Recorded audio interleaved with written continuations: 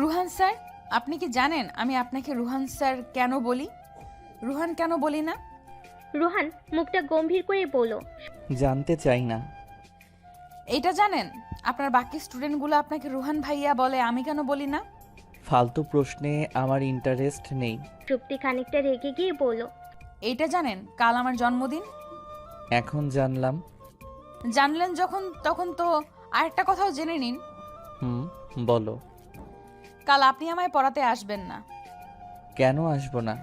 তোমার বাবা তো আমায় পার্টিতে ইনভাইট করেছে। আপনি আসবেন না কারণ কাল পার্টিতে আমার হবু বর থাকবে। আমি চাই না আপনি সেখানে থাকুন, বুঝতে পেরেছেন? কথাটা শুনে রুহান চলো চোখে তাকায় সুপ্তির দিকে। সে মেয়েটাকে বুঝতে পারে না, কখন মিথ্যা বলে আর কখন সত্যি বলে সে তাও জানে না। রুহানকে তাকিয়ে থাকতে দেখে সুপ্তি বলল। এমন ড্যাব ড্যাব করে তাকিয়ে থাকবেন না। আমি প্রদর্শনীর পণ্য না যে আপনি প্রদর্শন করবেন। রুহান থতমত খেয়ে নিচের দিকে চোখ নামিয়ে নেয়। মিনিট পর সুপ্তি আবার বলল। মনে করে কোনো গিফট পাঠাবেন না জানো। আপনার গিফটের বইগুলো বিরক্ত লাগে আমার। কোনো রোমান্টিক উপন্যাস পাঠাতে পারেন না? আপনার প্রবন্ধগুলো পড়লেই আমার বমি আসে। রুহান আবারও সুপ্তির দিকে তাকায়, তবে বেশিক্ষণ তাকায়নি। বলা তো যায় না আবার কখন কি বলে ফেলে। এ মেয়ের মুখে কিছু আটকায় না। সুপ্তি বই বন্ধ করে বলল। এবার আপনি আসুন তো, আমায় শপিংয়ে যেতে হবে। হবু বরের সাথে প্রথমবার দেখা হবে, একটু স্পেশাল। সুপ্তিকে কথা শেষ করতে না দিয়েই রুহান বই বের করে এক গাদা অঙ্ক দেয় সলভ করার জন্য। সে সুপ্তিকে কথা বলার সুযোগ না দিয়েই বলল। অঙ্কগুলোর সমাধান না পেলে কান টেনে ছিঁড়ে ফেলবো, সে তোমার বিয়ে হোক বা বাচ্চা হোক। কথাটা বলেই হনহন করে চলে যায় রুহান। সুপ্তির আড়ালে গিয়ে আবার সে পেছন ফিরে দেখে সে দাঁত দিয়ে ঠোঁট কামড়ে আছে। রুহান বুঝতে পারেনি সুপ্তির রাগ আটকানোর চেষ্টা করছে নাকি কান্না। যদি কান্না হয়ে থাকে তবে বেশ হয়েছে, কাঁদুক সে।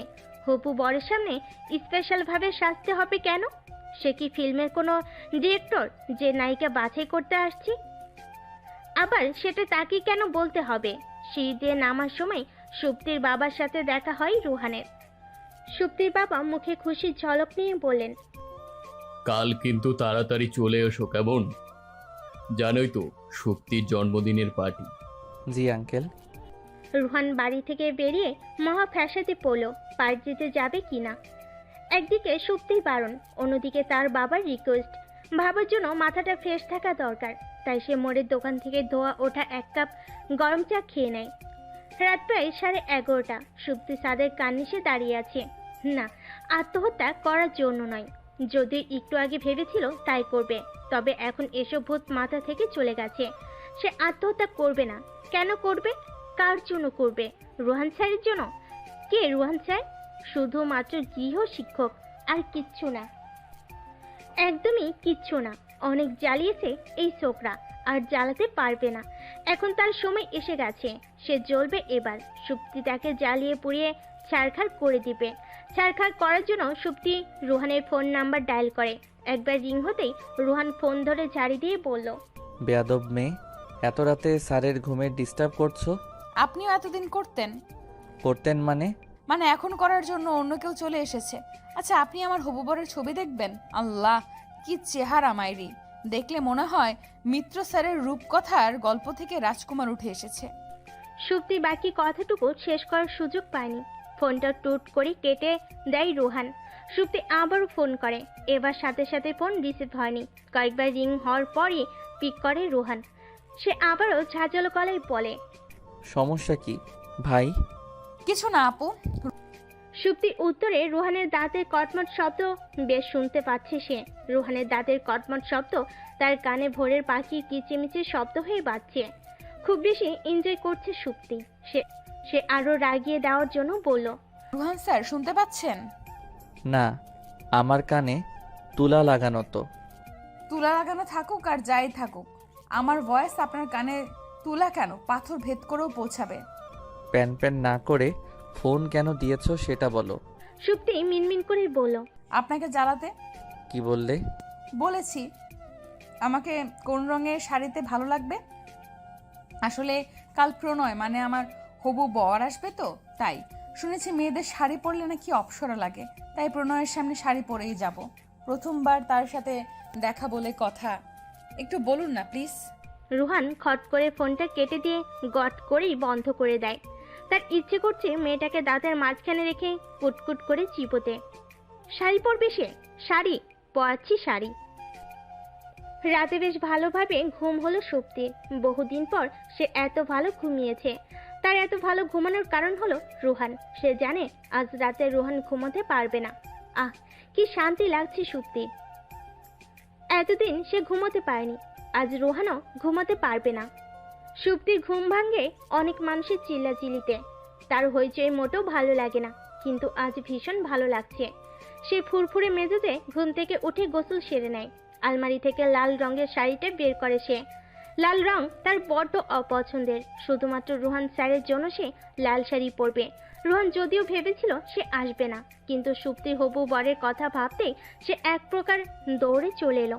বাড়িতে ঢুকতেই সুপ্তির বাবার সামনে পড়ে সে। সুপ্তির বাবা মুচকি হেসে বললেন, জানতাম তুমি তাড়াতাড়ি আসবে। রুহান ভুরু কুচকে বলল, মানে? না মানে শুক্তি বলল তুমি আসবে না। রুহান খানিকটা হেসে এদিক ওদিক তাকায়। সুপ্তির বাবা রুহানের কাঁধে হাত রাখতে সে চমকে উঠে ওনার দিকে তাকায়। উনি মুচকি হেসে বললেন, শুক্তি ওর রুমে তৈরি হচ্ছে। সুপ্তি 2 ঘন্টা যাবৎ চেষ্টা করে শেষমেশ শাড়িটা পরেই ফেলল, কিন্তু দুর্ভাগ্যের বিষয় সে শাড়িটা পরতে না পরতেই হুড়মুড় করে রুহান এসে শাড়ির কুচি ধরাম করে খুলে ফেলে। সুপ্তি রুহানকে দেখেই একরাশ বিরক্তি নিয়ে দেখিয়ে বলল, আপনাকে আমি বারণ করেছিলাম আসার জন্য, তারপরও বেহায়ের মতো ধীরে ধীরে করে চলে এসেছেন।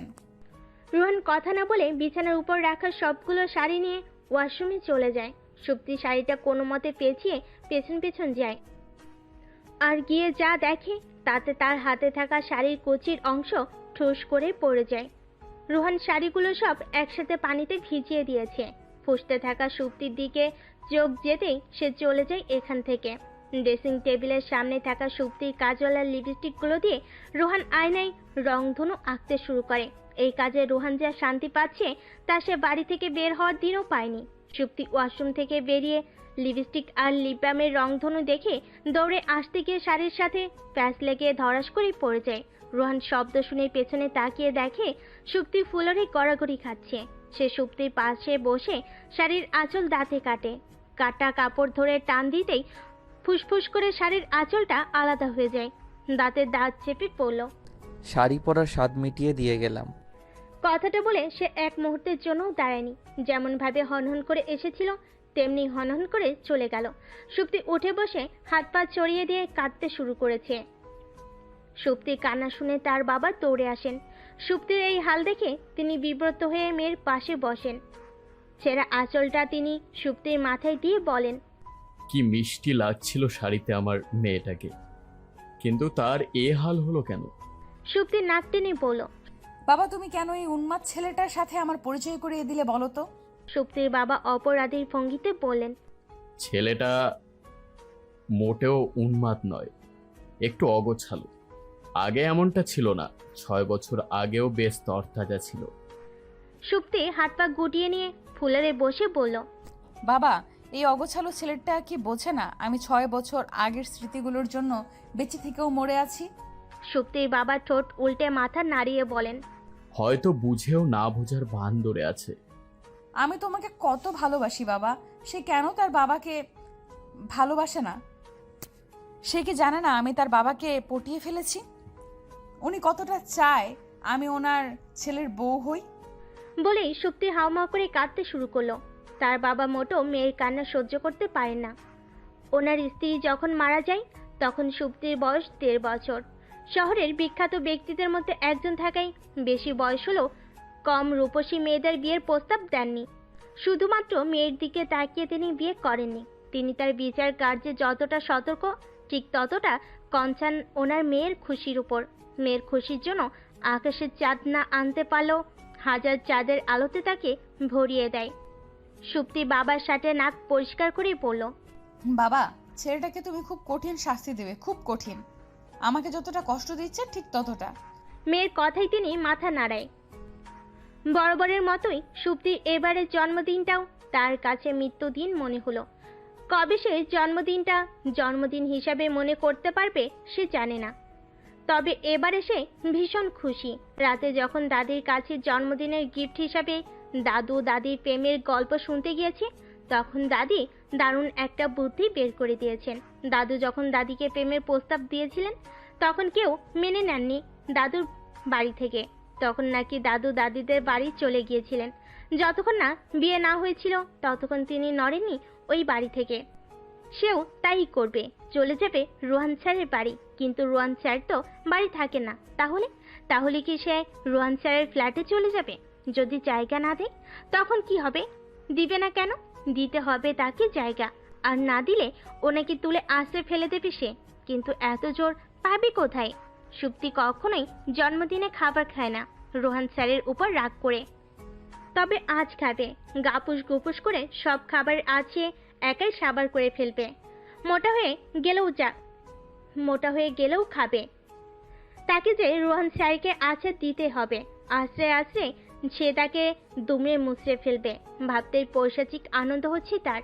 দেরি না করে চটপট সে খাবার টেবিলে চলে যায়। তার বাবা তাকে খাবার টেবিলে দেখে হকচকিয়ে ওঠেন। সুপ্তি চেয়ারে বসে পড়ল। বাবা খাইয়ে দাও তো আজ আমাকে। সুপ্তির বাবা খানিকটা অবাক আর খুশি হলেও তিনি রাগ দেখিয়ে বললেন, খেতে হবে না, চলে যাও এখান থেকে। তোমার রোহান স্যার তো তোমার উইশ করেনি, তাহলে খাবে কেন? সুপ্তি কাঁদো কাঁদো সুরে বলল, এত খিদে পেয়েছিল তাই তুমি আমাকে খাইয়ে দিলে না বাবা। আমি কি তোমার সব খাবার খেয়ে ফেলতাম নাকি আমাকে খাওয়াতে গিয়ে তুমি ফতুর হয়ে যেতে? কথাগুলো বলে সুপ্তি অভিমান করে চলে যাওয়ার জন্য ওঠে। তার বাবা তাকে এক ঝটকায় চেয়ারে বসিয়ে খাবার বাড়েন আর বলেন, এত বড় মেয়ে হয়েছে আর এখনো নাকি আমায় খাইয়ে দিতে হবে? ন্যাকামিগুলো আমাকেই পায় দেখানোর জন্য। সুপ্তির বাবা রাগান্বিত কণ্ঠে কথাগুলো বলো ওনার চোখে মুখে খুশি ঝিলিক। খুশিতে ওনার চোখ দুটো ঝলমল করছে। ওনার চোখের সাথে এখন হীরাকে রাখা হলে নিঃসন্দেহে ওনার চোখ দুটোকেই সবার নজর কাড়বে। তার একটা কারণও আছে।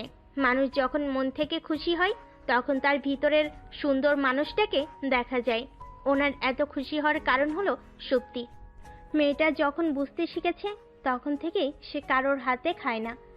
ওনার কোনো কষ্ট না থাকলেও এর জন্য তিনি মনে মনে আফসোস করেন ঠিকই, কিন্তু কম সময় আসে যখন সুপ্তি তার বাবার হাত থেকে খেতে চায়। তখন সে অতিরিক্ত খুশি হয়। তখনই সে তার বাবার হাতে খায়। তিনি জানেন না আজ সুপ্তির এত খুশি হওয়ার কারণ কি। তিনি খুশিতে এতটাই আত্মহারা হয়ে আছেন যে ওনার চোখ দিয়ে গড়িয়ে পানি পড়ছে, সেদিকেও ওনার খেয়াল নেই। সুপ্তি টেবিল থেকে টিস্যু এগিয়ে দিয়ে পড়ল, খবরদার বাবা, একদম কাঁদবে না আমার সামনে। পরে দেখা যাবে কাঁদতে কাঁদতে নাক টানা শুরু করে দিয়েছো। এই শব্দটা কি কত বিরক্তিকর লাগে জানো তুমি? সুপ্তির বাবা সুপ্তির কথায় কান না দিয়ে সুপ্তির জামা দিয়ে ওনার গালের পানি মুছলেন। সুপ্তি জানতো তাই করবেন তিনি, তবু ইচ্ছে করে টিস্যু এগিয়ে দেয় সে। কেন জানি এই ছোট ছোট ঘটনাগুলো ভীষণ ভালো লাগে তার, খুব এনজয় করে। সাথে তার বাবাও, সেজন্যই সে একই ঘটনাগুলো রিপিট করে।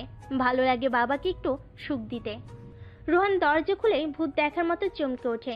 একটু পাতলা থাকলে হয়তো দেখা যেত এক লাফে কেমন করে ফ্যানের সাথে লটকে যেত, কিন্তু তা সম্ভব না হলেও সে ভীষণ ভালোভাবে ঘাবড়ে গেছে তার সুপ্তি বেশ বুঝতে পেরেছে।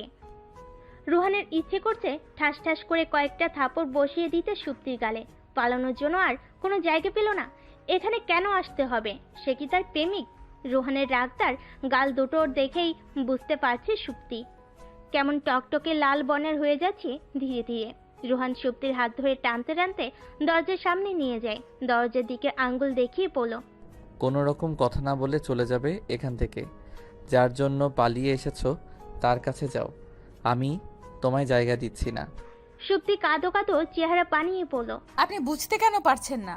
সে এখন নেই এখানে, ঢাকা আছে সে যে মস্ত বড় ব্যবসায়ী। কথাটা শুনে যেন রোহানের রাগ খানিকটা বেড়ে গেল। ছুঁড়ে বাইরে ফেলে দিল সুপ্তিকে। একটুর জন্য পড়ে যায়নি সুপ্তি। সে হনহন করে আবার আগের জায়গায় ফিরে এসে বলল, আপনি যদি আমাকে বের করে দিন তাহলে জানেন কি করব আমি? জানতে চাই না, জাস্ট গো। রোহানের ধমকানিতে কানে হাত দেয় সুপ্তি। কানে হাত দিয়েই সে বলল, মধু কি বেশি খেয়েছিলেন ছোটবেলায়? বিল্ডিংয়ে নিশ্চয়ই ছোটখাটো ভূমিকম্প হয়ে গেছে, গিয়ে দেখে আসবো সব ঠিক আছে কিনা। না ধন্যবাদ, তুমি যাও এখন। আমি যাব না এখন। যেতে তো তোমাকে হবেই। না গেলে কি করবেন আপনি? আমি আপনার পারমিশন নিয়ে আসিনি এখানে, আর আপনার পারমিশনে যাবও না। লে হালুয়া, আমার বাড়িতে আমার পারমিশনের দরকার নেই। এটা কি সরকারি ফ্ল্যাট মনে হয়? না, একদমই না। দেখো সুপ্তি, তুমি চুপচাপ চলে যাও এখান থেকে, আদারওয়াইজ খুব খারাপ হবে। কি খারাপ হবে? যখন কানের নিচে কয়েকটা পড়বে তখন বুঝতে পারবে। আপনি জানেন আমি এখন কি করব? রুহান বিরক্ত হয়ে পড়ল। কি করবে? আপনি যদি আমাকে বের করে দিন তাহলে আমি চেঁচিয়ে সবাইকে জড়ো করব। তারপর সবাইকে বলে বলে বেড়াবো আমাকে বাড়ি থেকে উঠিয়ে নিয়ে এসে এখন আর জায়গা দিচ্ছে না। সুপ্তির কথায় রুহানের চোখ দুটো বাতাবি লেবুর মতো খানিকটা বড় হয়ে গেল। কি ভয়ঙ্কর মেয়ে! এত বড় মিথ্যে কেউ বিশ্বাস করবে না। আমি বললে ঠিক করবে। রুহান খুব ভালো করে জানে সুপ্তি বিশাল মিথ্যাবাদী। সে অনায়াসে বড় বড় মিথ্যা বলে হজম করে ফেলতে পারে। রুহান মনে করে সুপ্তির মিথ্যা কথা শুনে হয়তো কোনো একদিন আকাশে গর্ত হবে, আর সেই গর্তটিতে গড় গড় করে তার উপর সৃষ্টিকর্তার গজব নাজিল হবে। না হলে হয়তো দেখা যাবে তার বানানো গল্প শুনে কবিগুরু স্বর্গ থেকে নেমে এসে তাকে উঠিয়ে নিয়ে যাবে ইতিহাস রচনা করার জন্য। কিন্তু 1.5 বছরে সে এমন কিছু ঘটাতে দেখেনি। আপনি কোথায় হারিয়ে গেলেন রুহান স্যার? রুহান ভাবনার সমুদ্র পাড়ি দিয়ে পড়ল। হারাতে দিলে কোথায়? রুহান তার কাজে চলে গেলে সুপ্তি তার বাবাকে ফোন করে। অনেকক্ষণ চেষ্টা করেও তার বাবাকে ফোনে পাওয়া যায়নি। কিছু সময় পর তার বাবা ব্যাক করে পড়ল। সরি মা, আমি কাজে ছিলাম। সুপ্তি অভিমানী সুরে পড়ল। কাজ তো থাকবেই, আমি ফোন করেছি তো। আচ্ছা বলো তো, তোমার একমাত্র সন্তান তো আমি, তাই তোমার সব টাকা পয়সাও আমার পাওয়ার কথা, তাই না? হুম। তাহলে আমি রুহান স্যারকে বিয়ে করার পর কোনো কাজ করতে দেব না। তোমার টাকায় আমাদের টোনাটুনি সারা জীবন চলে যাবে। কথাটা বলে সুপ্তি ফোন কেটে দেয়। যদি ফোনে থাকতো তাহলে তার খুব রাগ হতো এখন, কারণ সে জানে এখন তার বাবা তাকে বড় বড় বাণী শোনাবে। বাণী না শোনার জন্য তার আসল কথাই বলা হয়নি, তাই মেসেজে জানিয়ে দেয় কাল তার বরকে নিয়ে আসছে সে। রোহান বাড়ি ফিরে সন্ধ্যার পর এসে সুপ্তিকে বলল, জানো সুপ্তি, তোমার বাবা তোমাকে একদম ভালোবাসেন না। আপনাকে কে বলেছে আমার বাবা? কেউ বলেনি। তাহলে বুঝলেন কি করে? তুমি বাড়ি থেকে পালিয়ে এসেছো, আর তোমার বাবা কেমন নিশ্চিন্তে বাড়ি বসে আছে। সেটা আপনি কি করে জানলেন? আমি তোমাদের বাড়ি গিয়েছিলাম বিকেলে, তো তোমায় পড়ানোর কথা। তখন উনাকে দেখে একদম মনে হয়নি উনি তোমার জন্য কোনো টেনশনে আছেন। সুপ্তি রেগে বলল। সুপ্তি কথাটা শুনে এক ছুটে বাথরুমে চলে যায়। তার কারণ সে এখন খুব হাসবে। পেট ফেটে হাসি আসছে তার। আর সুপ্তি কখনো কথা আর হাসি আটকে রাখতে পারে না। কিছুক্ষণ পর সে বের হয়ে দেখে রোহান হতভম্ব হয়ে দাঁড়িয়ে আছে। সুপ্তিকে বের হতে দেখে সে সামনে গিয়ে বলল, তুমি ঠিক আছো সুপ্তি? রুহানের কথা শুনে সে আবার হাসতে শুরু করলো। এতে রুহান আরেকটু বেশি হতভম্ব হয়ে গেল। সে তো হাসি কিছু বলেনি, তাহলে সুপ্তি কেন হাসছে? মেয়েটা পাগল হয়ে যায়নি তো? তাহলে তো তার মস্ত বিপদ। পাগল মেয়ের সাথে থাকলে যে কোনো সময় সে পাগলামি শুরু করতে পারে। তার এখন কেটে পড়া উচিত। আজ সে কিছুতেই থাকবে না এখন, কিছুতেই না। কিন্তু রুহানের টেনশন লজ্জায় পরিণত হলো যখন সে জানতে পারলো সুপ্তির বাবা জানতো সুপ্তি রুহানের সাথে আছে। সুপ্তি রুহানকে বলে দিয়েছে সে তার বাবাকে বলেই পালিয়েছে, আর পালিয়ে কোথায় এসেছে তাও বলে এসেছে। রুহান লজ্জায় আর কখনোই সুপ্তির বাবার সামনে যেতে পারবে না, কারণ সে সুপ্তির বাবার সামনে নিখুঁত অভিনয়ের মাধ্যমে জানিয়ে এসেছে সে সুপ্তির পালানোর ব্যাপারে কিছুই জানে না। এখন রুহান বুঝতে পারছে কেন তখন সুপ্তির বাবা মিটমিট করে হাসছিল। সুপ্তির করা পরিকল্পনায় ঠান্ডা পানি ঢেলে রুহান চলে গেল রেডিও স্টেশনে। সুপ্তির মাথায় ছিল না যে আজ বৃহস্পতিবার আর শুক্রবার রুহান রাতে রেডিওতে অনুষ্ঠান করে, তাই সুপ্তির আর বিয়ে করা হলো না। কত নিখুঁত একটা পরিকল্পনা ছিল তার। রাতে বাবা কাজী নিয়ে হাজির হতো আর সে রুহানের বউ হতো। তখন দেখতো কেমন করে ব্যাটা পালায়, কিন্তু তার আর দেখা হলো না। পৃথিবী ভর্তি কষ্ট নিয়ে সে রাতে ঘুমোতে যায়। রুহানের বিছানায় শুতেই তার সব কষ্ট উধাও হয়ে গেল। বিছানায় কি কষ্ট গায়েব করার মেডিসিন রেখে গিয়েছে রুহান। পরদিন সকালে রুহান যখন বাড়ি ফিরল তখন তার অবস্থা শোচনীয়। সারা বিল্ডিং তন্ন করে খুঁজেও সুপ্তিকে কোথাও খুঁজে পাওয়া যায়নি। পঞ্চমবারের মতো সে ছাদ থেকে নেমে এলো। না, নেই মেয়েটা, গায়েব হয়ে গেছে নাকি? গায়েব করে দেওয়া হয়েছে। রুহানের চিৎকার করে কাঁদতে ইচ্ছে করছে, কিন্তু ছেলেদের চেয়ে কাঁদতে নেই এইভাবে। চিৎকার করতে না পারলেও চোখ দিয়ে গড়গড় করে গাল বেয়ে পানি পড়ছে। হয়তো কয়েক ফোঁটা পানি টপ করে মেঝেতেও পড়ছে। সে ছেলে হলো কেন? কেন নিজের অনুভূতিগুলো প্রকাশ করতে পারে না?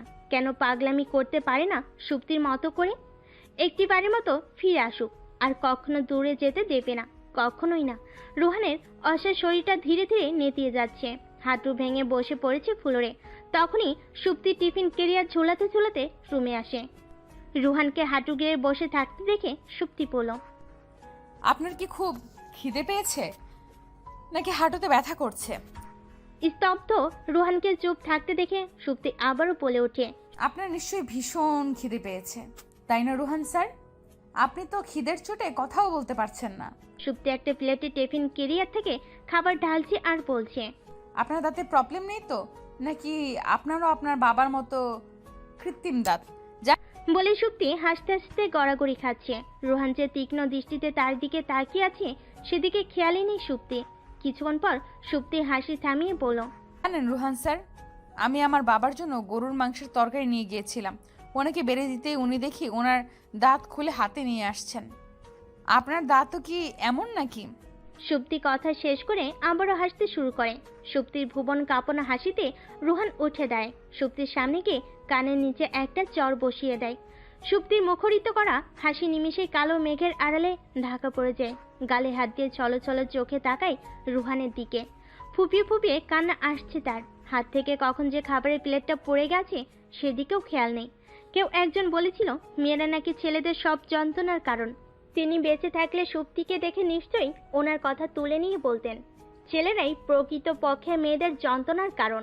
কথাটা মনে মনে উচ্চারণ করে 1 মিনিটও দাঁড়ায়নি সুপ্তি। গাল ঘষতে ঘষতে চলে যায় সে। পেছনে তাকায় উনি। পেছনে তাকালে হয়তো দেখতো লাল চোখের মানুষটা হাত মুঠ করে দাঁড়িয়ে তার দিকে অপলক তাকিয়ে আছে। রুহানের সাথে সুপ্তির দেখা হয় না বেশ কদিন ধরে। রুহান আর পড়াতে আসে না, সুপ্তিও তার সাথে যোগাযোগ করার চেষ্টা করে না। অভিমানী সুপ্তি রুহানকে বিরক্ত করতে চায় না। সেদিন মারা কি দরকার ছিল? না হয় সে তার হবু শ্বশুরের জন্য রান্না করেছিল, তার জন্য মারতে হবে কেন? সে ভালোবাসে না তার বাবাকে, সুপ্তি কেন তার শ্বশুরকে ভালোবাসবে না? রুহানও বড্ড জেদি। বাড়ি এসে সুপ্তিকে না দেখে তার কেমন লেগেছিল সেটা কেন বুঝিনি সে। সুপ্তি তো তাকে ধন্যবাদ জানানো উচিত ছিল। যা রাগ হয়েছিল তাতে একটা থাপ্পড় কম পড়ে গেছে। ভীতু মেয়ে কোথাকার, এক থাপ্পড় খেয়ে পালিয়ে যায়, আর সে নাকি আমার সাথে সারা জীবন থাকবে। বাহ, অসাধারণ জোকস। মন খারাপ থাকলে সুপ্তি ছাদের কার্নিশে দাঁড়িয়ে থাকে আর ভাবে সে আজকে আত্মহত্যা করে ফেলবে, চলে যাবে সবাইকে ছেড়ে ছুড়ে। কিন্তু কখনোই যাওয়া হয় না। আজ সুপ্তি সেখানেই দাঁড়িয়ে। আজ সে লাফিয়ে পড়বে নিশ্চিত, চলে যাবে না ফেরার দেশে। একেবারের জন্য হলেও সে চলে যেতে চায়, গিয়ে দেখতে চায় রোহান স্যার তখন কি করে।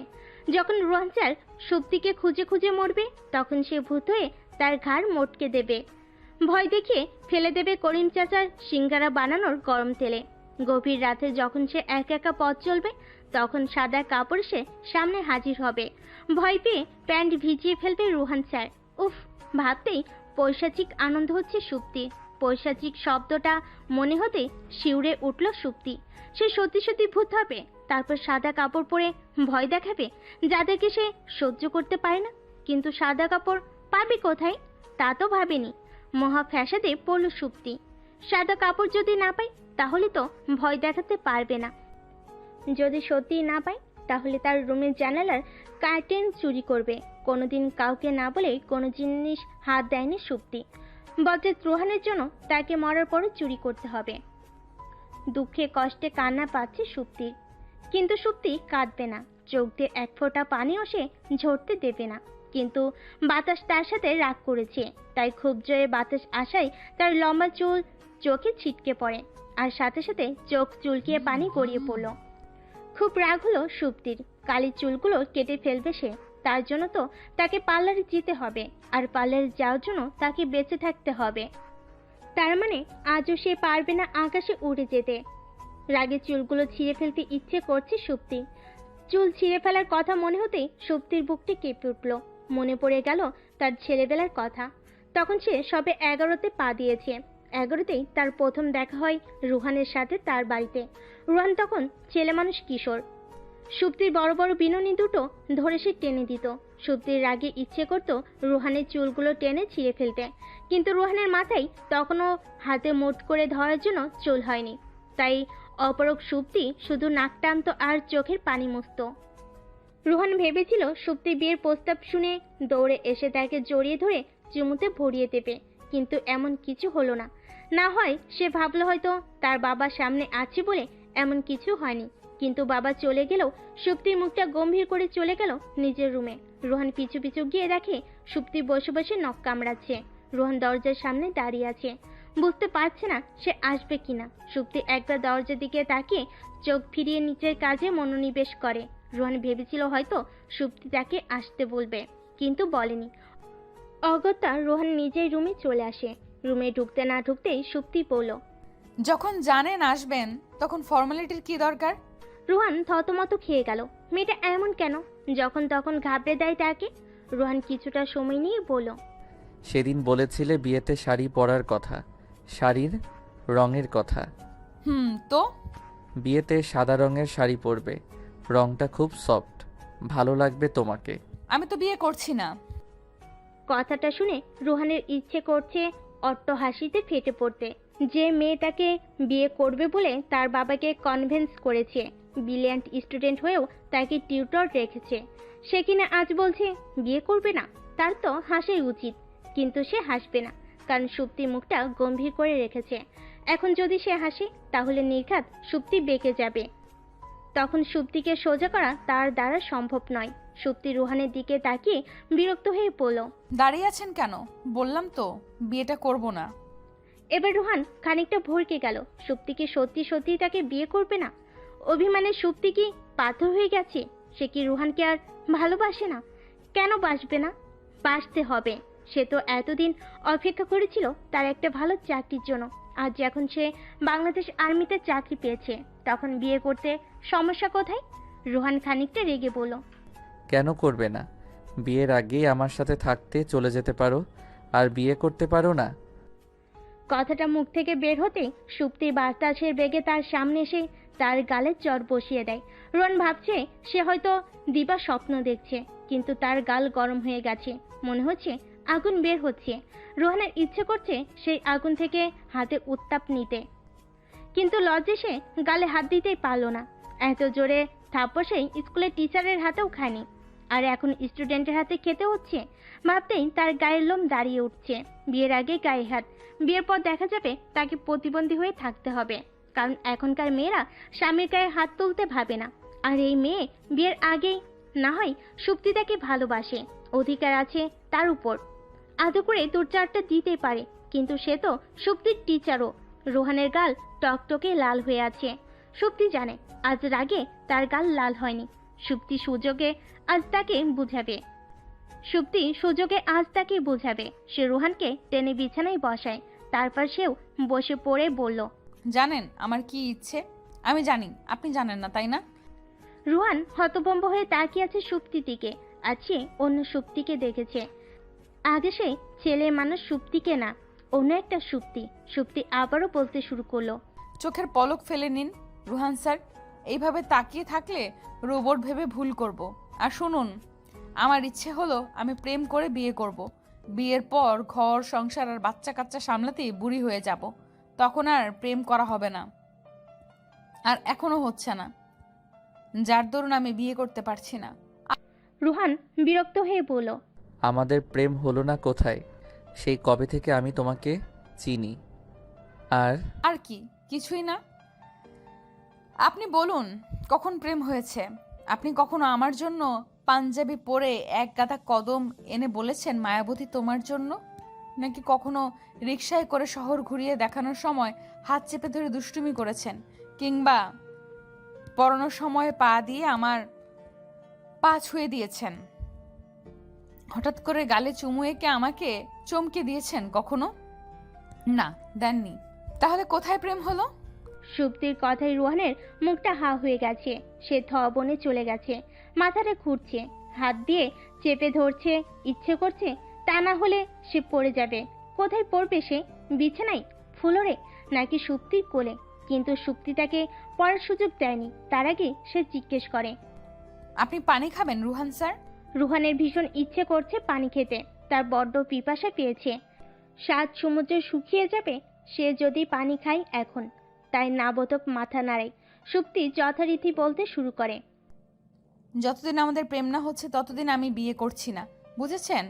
বুঝে থাকলে উঠুন আর যান এখান থেকে। রোহান দুলতে দুলতে দরজার কাছে যায়, আবারও ফিরে আসে। ফিরে এসে বলল, এক গ্লাস পানি দাও তো সুপ্তি।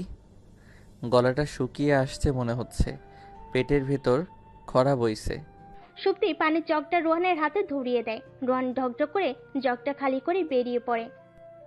2 দিন হলো রোহান স্যার বেপাত্তা, তার কোনো খোঁজ নেই। সুপ্তির বাবা ভীষণ চিন্তিত, মেয়ের উপর খানিকটা রাগান্বিত।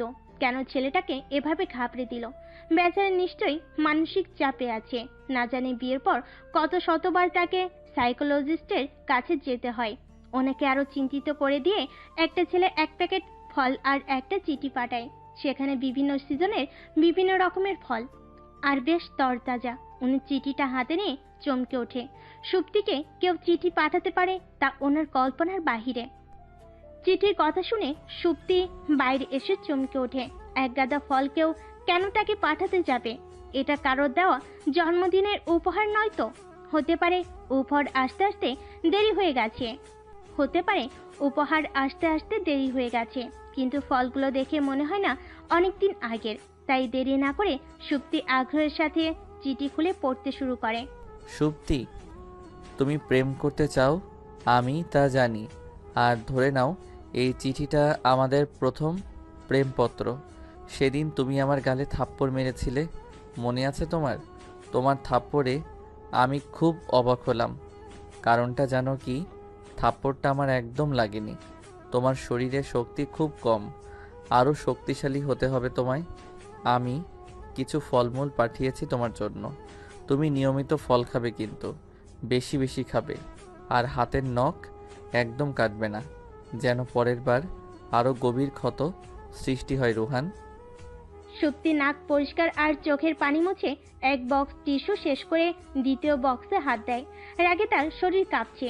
যদি রোহান সামনে থাকতো তাহলে হয়তো তাকে সে মেরে ফেলতো। চিঠিটা ইচ্ছে করছে টুকরো টুকরো করে ভিন্ন ভিন্ন নদীতে ফেলে দিয়ে আসতে, কিন্তু প্রথম প্রেমপত্র হয়, সে তা করতে পারছে না। সুপ্তি কি রোহানকে বলেছিল চিঠি দেওয়ার কথা? কেন সে চিঠিটা দিল? আর যদি সে চিঠি না দিত তাহলে সুপ্তি আবেগে আপ্লুত হয়ে বারবার চিঠি পড়তো না, সারাক্ষণ চিঠির দিকে তাকিয়ে থাকতো না, আর তার সিঁড়ি থেকে পড়ে পাও ভাঙতে হতো না। এখন তাকে ঘরে বসে ডেটিং করতে হচ্ছে। ভাবতে সুপ্তির ইচ্ছে করছে ভ্যাও ভ্যাও করে কেঁদে ফেলতে, কিন্তু সে তার মন মতো কাঁদতেও পারছে না। তার বাবা স্ট্রিক্টলি বলে দিয়েছে যদি তার কান্নার আওয়াজ তার বাবার কানে যায় তাহলে তাকে বাড়ির বাইরে বসিয়ে দিয়ে আসা হবে। তার বাবাও কেমন দিন দিন নিষ্ঠুর হয়ে যাচ্ছে। রোহান অর্ধেক উঠে হাঁপাচ্ছে, ইচ্ছে করছে পাইপটা ছেড়ে দিতে, তারও হাত পা ভাঙুক। তখন সেও সুপ্তিকে বলবে লুকিয়ে চুরিয়ে দেওয়াল টপকে পাইপে তার সাথে দেখা করতে। যখন তার বাবা জানি সব, তখন লুকিয়ে লুকিয়ে কেন দেখা করতে হবে? 1 গ্লাস পানি খেতে পারলে ভালো হতো। রোহান পানি খেতে পারেনি ঠিকই, তবে মশার কামড় খেয়ে তার হুঁশ আসে।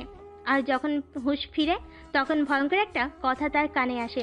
নিচ থেকে কেউ একজন চেঁচিয়ে বলে উঠল, স্যার, আপনি কি ঘুমিয়ে পড়েছেন নাকি ভাবিকে ভয় পাচ্ছেন? রোহানের ইচ্ছে করছে এক্ষুনি নেমে গিয়ে তার জুনিয়র কলিগটাকে পাশের ডোবা থেকে চুপিয়ে আনতে, তাহলে তার মন হালকা শান্তি পেত। কিন্তু তার অবস্থা এখন কাদায় পড়া হাতির মতো। না সে কিছু বলতে পারছে, না হজম করতে পারছে। বহু কষ্টে সে বেলকুনি পর্যন্ত আসতে সক্ষম হয়। কাল সে মসজিদে গিয়ে 2 রাকাত নফল নামাজ আদায় করবে। ধীর পায়ে সে পাশের রুমে যায়। অন্ধকার রুম থাকায় সে ফোন বের করা মাত্রই তার মাথায় ভারী কিছু আঘাত পায়। মাগু বলে চিৎকার করতেই আরো কয়েকটা কিল ঘুষি তার পিঠে পড়ে। সুপ্তির বাড়ির কাজের মেয়েটা চোর চোর বলে চিৎকার করছে আর রোহানকে পেটাচ্ছে। সুপ্তির গভীর ঘুম না ভাঙলেও পাশের রুম থেকে তার বাবা চলে আসেন। লাইট অন করে রোহানকে দেখে কাজের মেয়েটার হাত থেকে পেন্সিল বক্সটা ঠুস করে ফ্লোরে পড়ে যায়। সবার চিল্লাচিল্লিতে সুপ্তির ঘুম না ভাঙলেও এবার তার ঘুমটা ভেঙে যায়। সে হকচকিয়ে জিজ্ঞেস করে, কি হয়েছে? এখানে মানুষ কেন এত? আপনি কি করছেন এত রাতে রুহান স্যার? সুপ্তির কথাই রোহানের ইচ্ছে করছে দ্য স্টারি নাইট পেন্ডিং এর দেওয়ালটাই মিশে যেতে। তবে রাগে না লজ্জায় তার জানা নেই। রোহান শুধু নিষ্পাপ শিশুদের মতো তাকিয়ে আছে সুপ্তির দিকে। সুপ্তির বাবা বিরক্ত হয়ে তানুকে বললেন, এত বছর ধরে কাজ করেও তুই রুহানকে চিনতে পারলি না, ছেলেটাকে চোর চোর বলে গালি দিচ্ছিস। তানু মুখটা বিজ্ঞদের মতো করে বলল, মাইরি কইতেছি জজ সাহেব, তিনি এমনি লাফাইয়া নামছে, আমি তো মনে করছিলাম বুঝি কোনো চোর আয়া পড়ছে। সুপ্তির বাবা তানুর কথায় আরো বিরক্ত হলেন। তিনি মেয়েটাকে সহস্রবার সঠিক ভাষায় কথা বলতে বললেও মেয়েটা বলবে না। তিনি মেয়েটাকে সহস্রবার সঠিক ভাষায় কথা বলতে বললেও মেয়েটা বলবে না। এই মেয়ের জন্য তিনি অনেক জায়গায় অপমানিত হয়েছেন। তানুর থেকে তিনি মাইরি কথা শুনতে শুনতে একবার কোর্টে পর্যন্ত বলে ফেলেছিলেন। এরপর থেকে টানা 3 মাস তিনি তানুকে বাক্যকরণ শিখিয়েছিলেন, তবুও মেয়েটা ঠিকভাবে বলতে পারে না। তিনি রোহানের অপরও আজ বিরক্ত বোধ করছেন। ছেলেটার মাথা হয়তো সুপ্তির সাথে থেকে থেকে ড্যামেজ হয়ে গেছে, না হলে কেউ অনুমতি থাকা সত্ত্বেও কেন চুরি করে বাড়ি আসবে। সুপ্তির বাবা আর টানু চলে গেলে সুপ্তি ঠোঁট দুটো প্রসারিত করে বলল, আমি খুব খুশি হয়েছি রুহান স্যার, আপনি সত্যি সত্যি আমার জন্য এত পরিশ্রম করেছেন। I am really impressed. এখন তোমারও উচিত আমাকে ইমপ্রেস করা, খুশি করা। কি করে করি বলুন তো? আপনি আমার জন্য কোনো উপহার আনেননি। চাইলে সেখান থেকে আপনাকে 50% দিতে পারি, কিন্তু আপনি তো কিছুই আনেননি। রোহান মিনমিন করে বলল, এনেছি তো, এক চিমটি ভালোবাসা, আর আমি 50 না পুরো ভাগই নিয়ে ছাড়বো। সুপ্তি ভুরু কোচকে বলল, আপনার কথা আমার কান পর্যন্ত আসছে না রুহান স্যার, একটু সামনে এগিয়ে আসুন তো। সুপ্তি বলতে না বলতেই রোহান সুপ্তির পাশে এসে বিছানায় বসে পড়ে। সুপ্তি ঘাবড়ে গিয়ে বলল, আমি তো এতটা সামনে আসতে বলিনি রুহান স্যার। রোহান ফিসফিস করে বলল, আমি তোমার জন্য উপহার এনেছি সুপ্তি, তোমার টইটুম্বর ভালোবাসার জন্য একটা চুমু। সুপ্তি রোহানের কথায় হতভম্ব হয়ে তাকিয়ে আছে তার দিকে। রোহান এমন কিছু বলতে পারে তা তার ধারণার বাইরে। কি হলো সুপ্তি, তুমি 50% ফিরিয়ে দেওয়ার জন্য প্রস্তুত তো? আমার ঘুম পাচ্ছে রুহান স্যার, আপনি যান তো এখান থেকে। রোহান মুচকি হেসে বলল, যাওয়ার জন্য এসেছি আমি, আগে এই পাওনাটা বুঝে নেই। প্রায় ভোর হতে চলো। সুপ্তির দু চোখে এখনো ঘুম ধরা দিচ্ছে না। চিনচিন করছে ব্যথার জায়গাটা, না পায় না তার ঠোঁটে। ঠোঁট দুটো ফুলে আছে, হয়তো ঘুম থেকে উঠে দেখবে ফুলে কলা গাছ হয়ে আছে। ছেলেটার নিশ্চয়ই ছোটবেলায় সবাইকে কামড়ে দেওয়ার অভ্যাস ছিল, তাই এখন সেই অভ্যাসটা বাদ দিতে পারেনি। বারবার নিজেকে আয়নায় দেখছে সুপ্তি।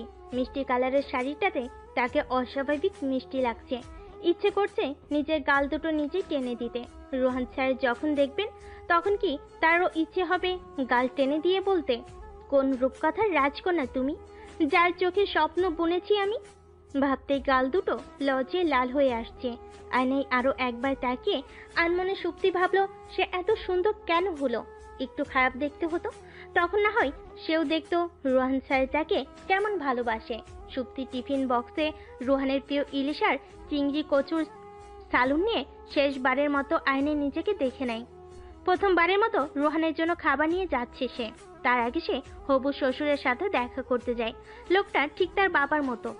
এমন ভালো একজন মানুষের সাথে কেন যে থাকতে চায় না রোহান। বড্ড ভাবায় সুপ্তিকে ব্যাপারটা। রোহানের বাবা আজহার সাহেব সুপ্তির চোখের নিচ থেকে কাজল নিয়ে তার কানের পেছনে লাগিয়ে দিয়ে মুচকি হেসে বললেন, তোমার শাশুড়ি মা থাকলে হয়তো তাই করতো। সুপ্তি আকাশ ছোঁয়ার আনন্দ নিয়ে রোহানের কাছে যায়, কিন্তু সে রোহানের সাথে দেখা করতে গিয়ে যা দেখে তাতে তার মাথা হ্যাং হয়ে যায়। মেয়েটা রোহানের হাত ধরে অবলীলায় কথা বলে যাচ্ছে, আর রোহানকে দেখে সুপ্তির মোটো মনে হচ্ছে না সে এতে বিরক্ত। সুপ্তি রোহানের ডেস্কের কাছে গিয়ে বেশ শব্দ করে টিফিন বক্স রাখে। মেয়েটা হালকা ভয় পেয়ে রোহানের হাত ছেড়ে দেয়। রোহান বিরক্ত হয়ে বলল, এগুলো কি ধরনের অসভ্যতা সুপ্তি? সুপ্তির হাত পা কাঁপছে, রাগে তার শরীর থেকে আগুন বের হচ্ছে। মানুষের বিশেষ ক্ষমতা থাকলে হয়তো সে দেখা যেত ধোঁয়া বের হচ্ছে তার শরীর থেকে, কিন্তু সেই ক্ষমতা না থাকে কেউ দেখতে পায়নি সুপ্তির রাগগুলো। রুহান কি জানে আজ সে তার জন্য কতটা সময় নিয়ে সেজেগুজে এসেছে, হাত পুড়িয়ে তার জন্য প্রিয় খাবারগুলো রান্না করেছে। জানলে হয়তো বলতো না এভাবে। সুপ্তির রাগে টিফিন বক্স ছুঁড়ে ফেলে দেয় ফ্লোরে, দাঁত কটমট করেই বলল, আপনি বুঝি এই আপুর হাত ধরে সভ্যতা শিখেছেন? তাহলে শিখুন, ভালো করে শিখবেন, কিন্তু তা না হয় আমিও শিখব। সুপ্তি হনহন করে চলে আসে সেখান থেকে। বাইরে আসতেই পেছন থেকে একজন ভাবি ভাবি বলে চেঁচিয়ে ওঠে। সুপ্তি পেছনে তাকিয়ে দেখলো হ্যাংলা পাতলা একটা লোক তাকে ডেকে ডেকে দৌড়ে আসছে। লোকটা এসে হাঁপিয়ে হাঁপিয়ে সুপ্তিকে বলল, আপনি সেনা যার জন্য রোহান স্যার সেদিন চুরি করে আপনাদের বাড়ি গিয়েছিল? সুপ্তি মুখটা কালো করে বলল, তাহলে এই মেয়েকে যার সাথে স্যার এতক্ষণ ধরে কথা বলছে, সবাই তো ভাবছে ওনার প্রেমিকা। কেউ আমার কথা বিশ্বাসই করছে না। সুপ্তির ভেতরটা হু হু করে উঠল। লোকটা জ্ঞানী ভাব নিয়ে বলল, তাহলে এই মেয়েকে যার সাথে এতক্ষণ ধরে স্যার কথা বলছে, সবাই তো ভাবছে ওনার প্রেমিকা। কেউ আমার কথা বিশ্বাসই করছে না। নিজের প্রেমিকাকে আঁচলে বেঁধে রাখতে হয়, তা না হলে ফুট করে উড়ে যাই। কিন্তু আজকাল মেয়েদের আঁচলই দেখি না আমি, সব খালি পেট বের করে শাড়ি পরতে গিয়ে আঁচল খুলে পড়ে। আপনি কাল থেকে আমার কাছে শাড়ি পরার ট্রেনিং নেবেন, বুঝতে পেরেছেন? বলতে না বলতেই ঠাস করে গালে একটা থাপ্পড় পড়ে। সুপ্তির হাত ব্যথা করছে লোকটাকে থাপ্পড় মেরে। সেখানে মিনিট দেরি না করে বেরিয়ে পড়ে সে। লোকটা সেখানেই ধপ করেই বসে পড়ে। রুহান ততক্ষণে বুঝতে পারে সুপ্তি রেগে যাওয়ার কারণ। সে ধুম করে রিমির গালে একটা চর বসিয়ে দিয়ে বলে, বেয়াদব মেয়ে, হাত না ধরে কথা বলতে পারিস না তুই? জানিস ছেলেদের কত কষ্ট করতে হয় বউয়ের রাগ ভাঙাতে? কথাটা বলে রোহান দৌড়ে বাইরে চলে আসে। বাইরে সুপ্তির গাড়ি দেখতে পেয়ে বুঝতে পারে সুপ্তি হেঁটে হেঁটে যাচ্ছে। সেও তার জিপটা নিয়ে বেরিয়ে পড়ে। সুপ্তিকে এক প্রকারের জোর জবরদস্তি করেই রুহান গাড়িতে তুলে। সুপ্তি রেগে রুহানের হাতে কামড়ও বসিয়ে দেয়। তাতে রুহানের হাতে রক্ত জমে নীলচে হয়ে যায়, কিন্তু সুপ্তি যেতে পারেনি। রুহান বিরক্ত হয়ে বলল, নিজেকে রাক্ষসী প্রমাণ করার কি দরকার ছিল? আমি তো তা জানি। সুপ্তির এবার ভ্যাভ ভ্যাভ করে কান্না আসছে। সে কত সুন্দর করে সেজেছে, আর রুহান তাকে পরি না বলে রাক্ষসী বলতে পারলো। আবেগী কণ্ঠে সুপ্তি বলল, রুহান স্যার, আপনি দেখেছেন আমি আজ শাড়ি পরেছি? চোখ যখন আছে তখন তো নিশ্চয়ই দেখেছি। ব্যর্থ সুপ্তি শেষমেশ বলেই ফেল। বললেন না তো কেমন লাগছে আমাকে? রুহান গাড়ি থামিয়ে সুপ্তিকে আপাদমস্তক দেখে বলল, সাধারণ মানুষই তো লাগছে। দুটো হাত, দুটো চোখ, দুটো কান, দুটো নাক, সরি একটা নাক, সব ঠিকঠাকই আছে। ভিন্ন প্রাণী মোটেও লাগছে না, বা অন্যরকম লাগার জন্য নতুন অঙ্গ গজায়নি। সুপ্তি কাদো কাদো চেহারা বানিয়ে বলল, আপনি খুব খারাপ রুহান স্যার, খুব খারাপ। Thank you. সুপ্তি রাগ, বিরক্ত আর কান্না মিশ্রিত সুরে বলল, কোথায় নিয়ে যাচ্ছেন আমাকে? যাব না আমি আপনার সাথে। রেপ করতে নিয়ে যাচ্ছি না, খুনও করতে নিয়ে যাচ্ছি না। খুন তো আমি কবেই হয়ে গেছি রুহান স্যার, আর আপনি খুব বাজে একটা খুনি। যাব না আমি আপনার সাথে। সুপ্তি মনে মনে বলল। সুপ্তি নেমে যেতে চাইলে তার আঁচলের সাথে রুহান নিজের হাত আটকে দেয়। রুহান সুপ্তিকে নিয়ে বাড়ির রাস্তা ধরে। সুপ্তি মনে মনে ভেবে রেখেছে সে বাড়ি গিয়ে শপিংয়ে যাবে আর সবচেয়ে ভালো হেয়ার অয়েল কিনে আনবে। আর যখন তার চুল খুব বড় হবে তখন সে তার চুল দিয়ে বেঁধে ফেলবে রুহানকে। চাইলে সুপ্তি রুহানকে আঁচলে বাঁধতে পারত, কিন্তু শাড়ি সে নিজেই সামলাতে পারে না। কিন্তু কি করে রুহানকে আঁচলে বাঁধবে? তাই সে এই পদক্ষেপ গ্রহণ করবে। 3 বছর রিলেশনের পর কোনো মেয়ে যদি বিয়ে করতে না চায়, তাহলে যে কারোরই ইচ্ছে করবে ঠাস ঠাস করে কয়েকটা থাপ্পড় বসিয়ে দিতে। কিন্তু রুহানের মোটেও থাপ্পড় মারতে ইচ্ছে করছে না। তার ইচ্ছে করছে সুপ্তিকে আছে দিয়ে 3 হাত মাটির নিচে পুঁতে দিতে। 3 বছর আগে সে সুপ্তিকে বিয়ের প্রস্তাব দিয়েছিল।